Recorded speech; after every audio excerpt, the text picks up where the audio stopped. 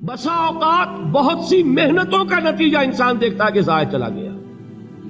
میں نے 10 سال محنت کی، حاصل کوئی نہیں نکلا. یہ ثمرات کیا ہیں؟ محنتوں کے ثمرات کا ضیاع. کوشش آپ نے کی، قسمت کی خوبی دیکھی ہے، ٹوٹی کہاں کمن، 2-4 ہاتھ جب کے لبے بام رہ گئے. Be prepared. ایک شاعر کے یہ اشعار ہیں، وہ کمیونسٹ تھا، میں نام بھی نہیں لیتا، لیکن یہ کہ یہ اسی انقلابی، چونکہ ان کا بھی ایک انقلابی نظریہ ہے، انقلابی عمل میں یہ سارے مراحل آتے ہیں. کوئی سیٹ بیک آیا، فرض کیجئے کوئی ناکامی ہو گئی، تو اپنے ساتھیوں کو دل بندھانے کے لیے یہ فصل امیدوں کی ہمدم اس بار بھی غارت جائے گی، سب محنت صبحوں شاموں کی اب کے بھی اکارت جائے گی. میرے نبی کے ثمرات کا جو لفظ یہاں آیا ہے، وَنَقْصٍ مِّنَ الْأَمْوَالِ وَالْأَنفُسِ وَالثَّمَرَاتِ، سب محنت صبحوں شاموں کی اب کے بھی اکارت جائے گی. دھرتی کے کونوں کھدروں میں پھر اپنے لہو کی کھاد بھرو، پھر مٹی سینچو اشکوں سے، پھر اگلی رت کی فکر کرو، پھر اگلی رت کی فکر کرو، جب پھر ایک بار اجڑنا ہے. ایک فصل پکی تو بھر پایا، تب تک تو یہی کچھ کرنا ہے. ایک مقصد ہے سامنے، انقلاب برپا کرنا ہے. ایک کوشش ناکام ہو جائے کوئی پرواہ نہیں، نیکسٹ. پھر تیار رہو ناکامی کے لیے. ایسا نہ ہو جو انگریزی میں کہتے ہیں hope for the best but be prepared for the worst. ایسا نہ ہو کہ دوسری مرتبہ ناکام ہو کے بددل ہو جاؤ، تمہاری ہمتیں جواب دے جائیں. نہیں، پہلے سے تیار رہو کہ دوسری مرتبہ بھی ناکامی آئے تو آئے، لیکن جب تک کہ کامیابی حاصل نہیں ہوتی ہمیں یہ کام کیے چلے جائیں. دیکھیے سیرت میں آیا کہ نہیں یہ واقعہ. بدر میں مسلمانوں کو فتح ہوئی تو احد میں زک پہنچی کہ نہیں؟ 70 صحابہ شہید ہوئے کہ نہیں؟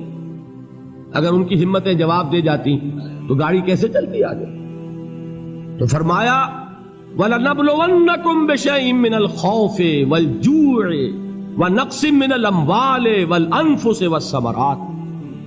ہم تمہیں لازماً آزمائیں گے، خوف کی کیفیت سے، فقر و فاقے کی کیفیت سے، بھوک سے، جان کے نقصان سے، مال کے نقصان سے، محنتوں کے حاصل کے ضائع ہو جانے سے. وَبَشِّرِ الصَّابِرِينَ، اور اے نبی بشارت دیجئے صبر کرنے والوں کو. الَّذِينَ إِذَا أَصَابَتْهُمْ مُصِيبَةٌ، وہ کہ جب ان پر کوئی تکلیف آئے، کوئی مصیبت آئے، کوئی آزمائش آئے، قالوا انا للہ وانا الیہ راجعون، وہ یہ کہیں کہ ہم اللہ ہی کے ہیں، اللہ ہی کی طرف لوٹ جانا ہے. یہ وہی انداز ہے جو میں نے فارسی کا شعر سنایا تھا آپ کو کہ سرے تسلیم خم ہے جو مزاج یار میں آئے. وہ ہمارا مولا ہے، ہمارا آقا ہے. اگر اسے یہی منظور ہے تو ہمیں بھی یہی منظور ہے.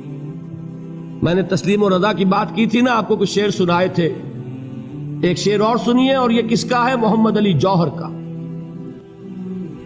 ایک مرتبہ جیل گئے، ان کی ایک بیٹی جوان بیمار ہوئی، فوت ہو گئی. باہر چھوڑا انگریز نے، جاؤ بھائی دفن کر دو بیٹی کو.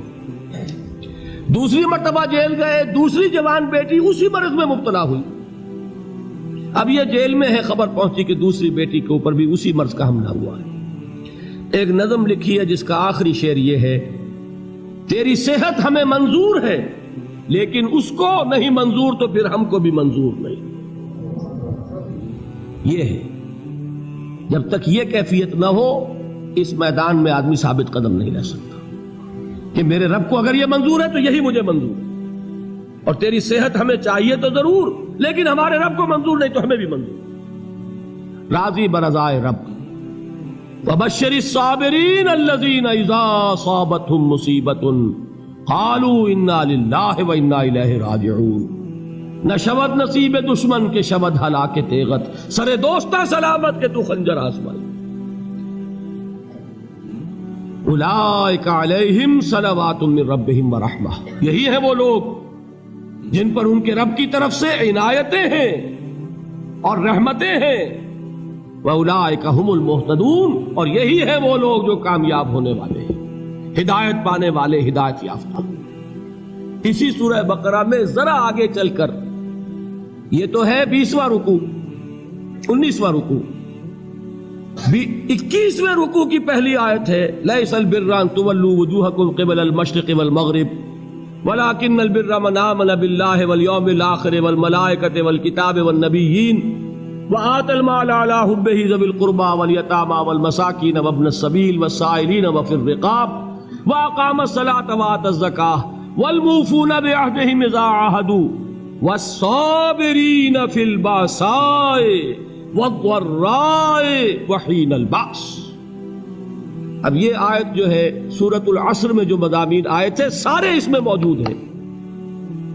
وہاں ایمان کا لفظ آیا، یہاں 5 ایمانیات کی تفصیل آ گئی، اعمال کی تفصیل آئی، اور آخری بات وہاں کیا ہے وَتَوَاصَوْا بِالصَّبْرِ، اور یہاں کیا ہے وَالصَّابِرِينَ فِي الْبَأْسَاءِ وَالضَّرَّاءِ وَحِينَ الْبَأْسِ، اور صبر کرنے والے. اصل نیکی ان کی ہے جو صبر کریں. کس میں؟ جنگ کے وقت. ذرائے باسائے، باسا کہتے ہیں فقر اور فاقہ. واحد آئے گا باس تو اس کے معنی جنگ، اور باسا جمع میں آئے گا تو فاقہ فقر بھوک. اور ذرائے جسمانی تکلیف، ضرر جسمانی تکلیفوں میں صبر کرنے والے، فقر اور فاقے میں صبر کرنے والے، اور جنگ کے وقت صبر کرنے والے. اولئک الذین صدقوا واولئک هم المتقون. یہ ہیں وہ لوگ جو صبر کرنے والے ہیں، یہ ہیں جو سچے ہیں، جو اپنے دعوے میں نیکی کے اور ایمان کے صادق ہیں، اور یہی وہ لوگ ہیں جو متقی. اگلی سورت ہے سورہ آل عمران. اس میں 2 لفظ آئے ہیں آخری آیت، یا ایھا الذین آمنوا اصبروا وصابروا ورابطوا واتقوا اللہ لعلکم تفلحون. دیکھیے یہاں صبر اور صابر جو تعلق جوہد اور جہاد کا ہے وہی ہے صبر اور مصابرت. صبر ایک طرفہ عمل ہے، آپ جھیل رہے ہیں، برداشت کر رہے ہیں. صبر علی المعصیہ، صبر علی الطاعہ، صبر علی الابتلاء، یہ سب کیا ہے؟ صبر. اور مصابرت کیا ہے؟ صبر کا صبر سے مقابلہ. یہ سورہ آل عمران اب وقت نہیں ہے، میں آپ کو سناتا اللہ تعالیٰ نے کیسے کیسے مسلمانوں سے کہا. مسلمانوں تمہیں زک پہنچی ہے تو انہیں بھی تو پہنچی تھی. ان کے 70 نہیں مارے گئے تھے بدر میں؟ ان کے حوصلے جو ہیں وہ تو پست نہیں ہوئے، وہ اگلے سال آ گئے تم پر چڑھائی کر کے. تم کیوں اتنا برا مان رہے ہو؟ تمہارے دل اتنے زخمی کیوں ہو گئے؟ تمہیں تکلیف پہنچتی ہے تو انہیں بھی پہنچتی ہے. اپنی غیرت جو ہے ہمیں ذرا اس کا جائزہ لینا چاہیے.